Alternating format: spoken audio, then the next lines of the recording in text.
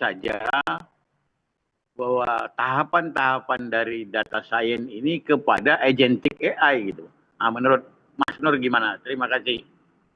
Baik, terima kasih atas pertanyaannya Pak Brion, dan terima kasih sudah setia ya bersama kami untuk mengikuti webinar-webinar. Semoga ilmunya bermanfaat dari pemateri siapapun. Oke, Bapak Brion, mungkin entah saya mungkin tadi ada sedikit sinyal yang tidak stabil sehingga materi yang saya sampaikan tidak tersampaikan dengan baik, atau mungkin mungkin Pak Brion ya yang skip materi saya. Jadi seperti ini Pak Brion. Data science betul ada tahapan-tahapannya. Dimulai dari data preprocessing, itu yang menjadi fundamental. Data preprocessing ini juga kan ada banyak juga ya Pak Brion dan Bapak Ibu semuanya. Data preprocessing ini mulai dari kita yang paling sederhana adalah mendeteksi duplikasi. Terus juga kita mendeteksi adanya missing values. Kita mendeteksi adanya outlier, itu kan data preprocessing ya Bapak Ibu semuanya. Nah, memang saran saya tadi adalah instead of menggunakan generative AI chatbox, yang mana ketika kita kan gini, paradigmanya adalah zaman dulu ketika kita melakukan data preprocessing yang menjadi fundamental dari data science, itu kita diributkan di kepala kita dengan dua hal. Apa yang harus kita lakukan terhadap data ini, dan apa yang harus kita ketik di code.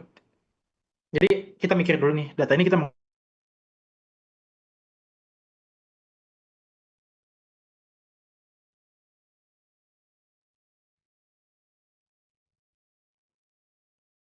feature engineering, belum nyampe feature engineering. Kita mau melakukan handling outlier seperti apa? Apakah kita menggunakan extreme upper fence, apakah kita menggunakan extreme lower fence, itu kan istilah-istilah data science ya Bapak Ibu semuanya. Itu kan kita mikir tuh, udah dapat mikir, oh kita solusinya seperti ini. Terus kita bingung lagi kan, kira-kira ini code-nya seperti apa ya? Kita udah sering ngoding gitu ya, tapi itu kan ada barrier ya untuk kita ngoding. Nah, sekarang dengan hadirnya AI, apalagi adanya agentic AI, kita bisa serahkan codingan itu kepada agentic AI. Tapi memang agentic AI ini kan lumrahnya tetap harus kita supervisi kan. Tadi balik lagi ke salah satu prinsipnya dalam kita melakukan stabilitas terhadap AI adalah kita harus biasa melakukan sanity check gitu ya. Dan kalau misalkan appetite saya adalah kita suruh aja AI sebagai tukang ngoding, tapi kita jangan sampai hanya menggunakan AI chatbox, tapi kita integrasikanlah AI itu ke dalam workflow kita. Salah satu yang paling penting adalah, salah satu yang paling gampang adalah kita menggunakan Cloud Code. Atau kalau misalkan kita ingin menggunakan agentic AI, ada beberapa tools yang lainnya gitu kan ya, Bapak Ibu semuanya. So, sangat-sangat disarankan kita meninggalkan metode-metode tradisional dalam menggunakan AI chatbox. Jadi sekarang AI chatbox itu sudah tradisional Bapak Ibu semuanya. Yang next level itu adalah agentic AI. Nah, itu adalah salah satu bagian dari data science yang memang bisa di-enable dengan AI, entah itu AI chatbot ataupun agentic AI. Kurang lebih seperti itu Pak Brion. Jadi intinya adalah sangat betul, saya sangat sepakat. Tapi kita nggak bisa menyerahkan 100% dengan AI, karena tetap di situ harus ada, karena kan gini, data science itu kan kita membagi tugas. Jadi esensinya adalah kita membagi tugas, AI itu yang melakukan code, kita melakukan arsitektur kira-kira harus ngapain. Dari mulai data preprocessing, feature engineering, feature selection, hingga model development dan juga model deployment. Kurang lebih seperti itu Pak Brion, diharapkan menjawab pertanyaan dari Pak Brion. Oke, terima kasih Mas Nur. Baik, sama-sama Pak Brion. Baik, terima kasih Pak Brion. Mungkin Bapak Ibu yang lain masih ada pertanyaan dari Pak Muhlis Fahdiar Sembiring. Boleh Pak? Connect. Terima kasih Mas. Kita sama tertarik nih kan, karena perkembangan digitalisasi luar biasa menuntun kita mengarah pada AI. Yang mau saya tanyakan begini Mas, Mas Nur, kita tahu bahwa AI ini data science atau data apapun dia, sehingga dielaborasi lah menjadi satu item sehingga kita mampu membaca deskripsinya seperti apa gitu. Nah, problem yang terjadi kan AI ini sebenarnya buatan manusia juga ya, Mas. Nah, jadi bukan total robotik atau apalah istilahnya ya gitu. Problem yang terjadi bahkan kadang data yang memang dikerjakan sendiri ketika diidentifikasi dengan AI yang semacam untuk memfilter apakah ini memang buatan pribadi atau tidak, kan tiba-tiba bisa salah persepsi nih Mas, atau interpretasi.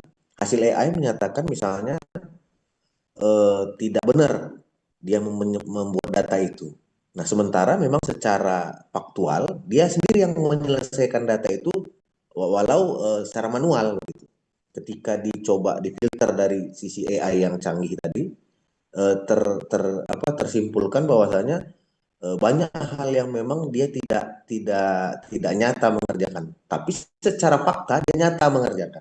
Mohon pencerahannya Mas Nur, terima kasih. Baik, Pak Mulyo, izin saya ingin mengklarifikasi pertanyaannya. Mungkin bisa diulang lagi pertanyaannya, itu intinya adalah apakah saya izin klarifikasi, apakah ini terkait dengan kekhawatiran Pak Mukhlis dengan halusinasi AI atau adanya kesalahan AI dalam memberikan output. Kurang lebih seperti itu bukan Pak Mukhlis?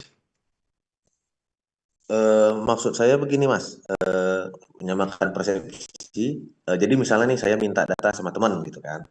Oke. Dia memang mengerjakan manual Mas, mengerjakan manual gitu. Dari data tadi terverifikasi lah secara manual juga memang valid gitu kan Mas, udah.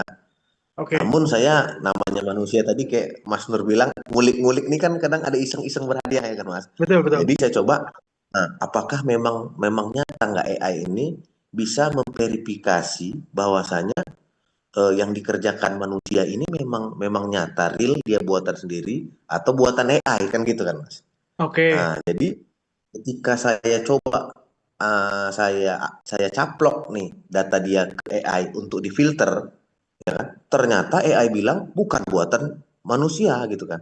Oh, baik. Nah, itu dia Mas. Jadi mohon pencerahannya Mas, mudah-mudahan bisa bermanfaat untuk kami semua. Terima kasih. Baik, terima kasih Pak Mulis. Ini ada dua hipotesa ya. Yang pertama, Bapak minta ke teman Bapak pakai AI gitu. Tapi mungkin kalau Bapak pantengin itu benar dia bikin sendiri gitu, input data sendiri dan lain sebagainya. Yang kedua adalah tergantung dari kalau misalkan kita menggunakan karena ya generatif AI itu ada banyak macam ya. Ada Gemini, ada ChatGPT, ada Cloud Code, ada Cloud AI dan juga ada DeepSeek ya.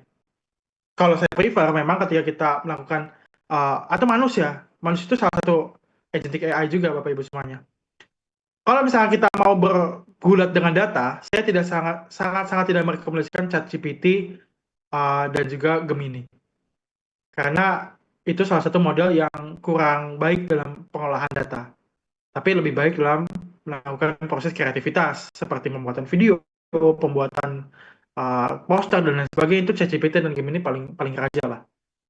Itu yang pertama, kita bisa filter dari model LLM-nya dulu.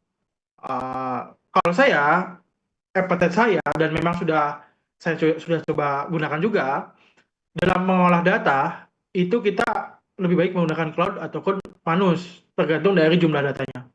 Itu yang pertama, Pak Mukhlis dan juga Bapak Ibu semuanya. Lalu tadi saya sudah menangkap, pertanyaannya adalah gimana caranya kita bisa memverifikasi bahwasannya hasil kerja orang lain ini AI atau bukan. Bapak Ibu semuanya, kita harus kasih konteks dulu. Kira-kira apa yang menjadi indikator bagi kita bahwa data itu diproduksi oleh AI? Ya. Jadi kalau misalnya tiba-tiba AI, tolong ya analisis data ini dan simpulkan kalau misalkan data ini adalah hasil AI atau bukan, gitu ya. AI ini kan mempunyai dua pekerjaan sekaligus jadinya ya Bapak Ibu semuanya. Yang pertama, dia harus bahkan 3 kali. Yang pertama, dia harus melihat struktur data ini. Mulai dari data ini, kolomnya ada apa aja. isinya kayak gimana. Dia pantengin satu-satu Bapak Ibu semuanya. Kalau Claude sama Manu saya bisa jamin dia benar-benar baca satu-satu.